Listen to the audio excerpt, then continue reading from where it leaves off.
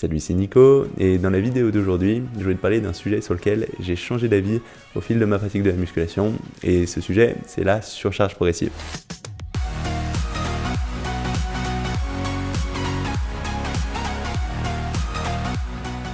À savoir l'idée que pour réussir à bien progresser, il faudra augmenter systématiquement tes charges de travail de séance en séance. En général, on rajoute le minimum de charges possible sur chacun de tes exercices. Et c'est quelque chose que je faisais pas forcément au tout début quand j'ai commencé la musculation. Bon, au tout début, je m'entraînais chez moi avec des haltères, je faisais des pompes, des abdos et pas mal de curls, où là je suivais rien. J'ai eu quand même un début de progression.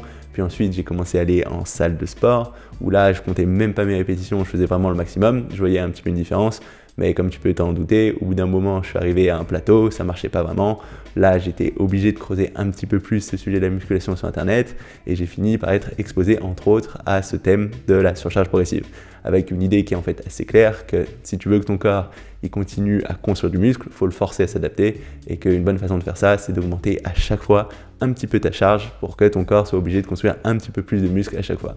Et ça a pas mal résonné avec moi, du coup j'ai décidé de mettre ça en place. J'ai commencé à m'entraîner plus sérieusement en full body tous les 2 jours en utilisant ce principe de la surcharge progressive et ça a relativement bien marché. D'ailleurs, je pense que c'est sur cette période que j'ai dû progresser le plus vite, où je voyais le plus de différences de semaine en semaine, de mois en mois. Mais ce qui s'est passé, c'est qu'au bout d'un moment, j'ai commencé à avoir beaucoup de mal à rajouter ce point en plus. Et naturellement, ce que je faisais un petit peu moins attention à mon amplitude, je descendais un petit peu moins bas sur mon développé couché, j'avais un peu plus tendance à utiliser les épaules, je sentais mes articulations qui commençaient à craquer un peu, c'était un petit peu trop lourd. Et ce qui a fini par s'avérer, c'est que je me suis blessé, j'ai dû prendre une petite pause avant de repartir. Et en fait, ce que je me rends compte avec le recul, c'est que c'est tout à fait normal qu'il y ait eu un moment où je ne pouvais plus augmenter cette charge et que même le fait d'obséder sur cette idée de mettre forcément lourd pour réussir à progresser, c'était une des raisons qui faisait que j'ai commencé justement à stagner. Parce que tu ne pourras pas tout le temps augmenter ta charge à l'infini. Il y a un moment où ton corps ne pourra pas progresser aussi vite que quand tu viens juste de commencer. Et du coup, si tu essayes d'avoir toujours cette même augmentation de charge de séance en séance, au bout d'un moment, ton corps il n'arrivera plus à suivre, il n'arrivera plus à créer ce muscle supplémentaire qui te permettra de gérer cette charge et tu vas commencer à pas réussir à récupérer et si tu continues à augmenter cette charge, ce sera de pire en pire et tu risques même de te blesser.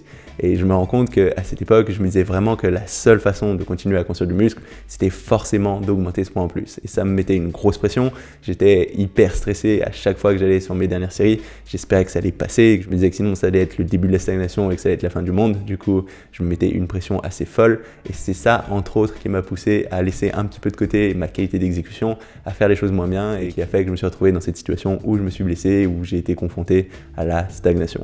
Alors déjà, la première chose qu'il faut considérer, c'est que si tu es complètement débutant, que tu n'as encore jamais utilisé ce principe de surcharge progressive, et bah oui, dans un premier temps, c'est une très bonne chose de le mettre en place. Commencer par suivre tes charges et les augmenter du minimum possible à chaque séance. Donc par exemple, si tu es dans une salle un petit peu classique, en général, les plus petits disques, ce seront des disques de 1,25 kg. Ça veut dire que sur tes grandes barres pour le développé couché ou le squat ou même tes rowing, le minimum que tu pourras rajouter à chaque séance, ce sera 1,25 de chaque côté, c'est-à-dire 2,5 kg. Et dans un premier temps, se dire que tu rajoutes ces 2,5 kg toutes les séances ou à chaque fois que tu arrives à faire toutes tes répétitions de toutes tes séries correctement, ça peut être une bonne règle à suivre qui sera beaucoup plus efficace que si tu t'entraînes sans suivre tes poids, sans suivre ton nombre de répétitions.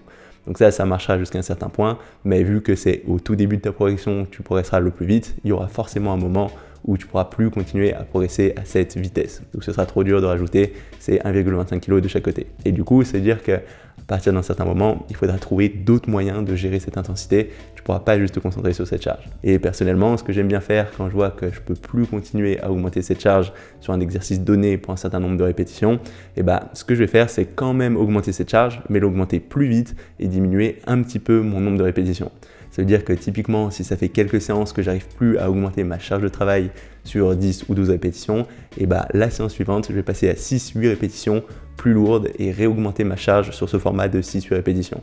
Et comme ça, l'idée, ce sera de travailler un petit peu plus sur un stimulus d'hypertrophie de type tension mécanique, ça veut dire sur le fait de mettre lourd, pas tellement sur le fait de mettre un grand nombre de répétitions, tout ce qui est stress métabolique. Et de cette manière, je vais aussi développer un petit peu plus de force, je vais avoir un stimulus qui sera un petit peu différent et ça va pousser ton corps à se réadapter. Donc ce sera une première stratégie que je vais utiliser quand je vois que je ne peux plus augmenter mes charges sur un certain nombre de répétitions. Ça va être diminuer ces répétitions, réaugmenter ma charge, travailler un peu plus en force et là remettre en place ce phénomène de surcharge progressive. Ou à l'inverse, ce que tu peux faire aussi, c'est carrément diminuer ta charge et augmenter ton nombre de répétitions. Ça veut dire, au lieu de faire ces 10-12 répétitions, passer plus sur 12-15 répétitions avec une charge plus légère et là, essayer de progresser cette fois sur les répétitions. Ça veut dire commencer à 12 répétitions avec une même charge, ensuite aller à 13 répétitions sur cette même charge la séance suivante, ensuite 14 la séance suivante, puis 15 la séance d'après. Et quand tu vas arriver à ces 15 répétitions, là, tu vas pouvoir rediminuer ton nombre de répétitions, revenir à 10 ou 12 répétitions en augmentant légèrement ta charge de travail. Donc là, à l'inverse, ce qu'on va faire, c'est essayer de faire évoluer ton nombre de répétitions pour une même charge en restant dans une fourchette de 3 à 5 répétitions. En fait, ça veut dire que soit tu peux aller plus lourd et continuer à faire évoluer ta charge de travail, soit à l'inverse, aller un peu plus léger et faire évoluer ton nombre de répétitions. Puis quand tu as atteint cette bande haute, revenir plus bas sur ton nombre de répétitions, réaugmenter un peu ta charge et repartir et ainsi de suite. Mais l'important, c'est que tu ne pourras pas tout le temps garder ce même nombre de répétitions et augmenter à l'infini cette charge et qu'il faudra trouver d'autres moyens de progresser. Mais ce qui est possible, c'est qu'une fois que tu as utilisé ces deux stratégies, tu n'arrives quand même pas à continuer à progresser, que tu te retrouves dans une phase de stagnation. Et là, ce qu'il faudra faire, ce sera carrément soit changer d'exercice, soit carrément changer complètement la structure de ton programme. Parce qu'il faut garder en tête que plus tu feras un programme particulier, plus ton corps va finir par s'adapter à ce programme et ce sera de plus en plus difficile de le forcer à continuer à construire de la force et du muscle sur ce programme particulier. Donc en général, j'aime bien rester autant régulier que possible sur un même programme. Ça te permettra d'être sûr de bien le maîtriser, avoir une bonne maîtrise de ces exercices pour en retirer de bons résultats. Par exemple, on ne peut pas changer d'exercice chaque semaine, sans quoi tu n'arriveras jamais à passer le seuil où tu seras suffisamment à l'aise d'un point de vue nerveux pour bien travailler sur le muscle. Mais par contre, il y aura un moment où, à l'inverse, si ça fait plusieurs mois que tu fais tout le temps les mêmes exercices dans le même ordre, avec le même nombre de répétitions, tu ne pourras plus continuer à progresser en faisant juste légèrement évoluer ta charge ou ton nombre de répétitions. Il faudra des changements un peu plus fondamentaux, donc peut-être revoir complètement ton programme. Mais ce que je veux que tu retiennes de tout ça, c'est qu'en soi, la surcharge progressive, c'est un bon principe, mais qu'il ne faut pas rester trop rigide. Il y aura des moments où tu pourras peut-être pas juste faire évoluer ta charge et il faudra trouver d'autres stratégies pour créer cette surcharge progressive qui force ton corps à progresser. C'est tout pour cette vidéo. Si jamais ça t'a plu, n'hésite pas à mettre un petit pouce bleu ou un petit commentaire. En particulier, si tu as des ressources ou des expériences en lien avec ce thème, je pense que ça peut intéresser tout le monde. Si t'es pas encore abonné à ma chaîne YouTube, n'hésite pas à le faire maintenant pour savoir quand je sors de nouvelles vidéos. J'en sors toutes les semaines et on se retrouve très rapidement. Salut!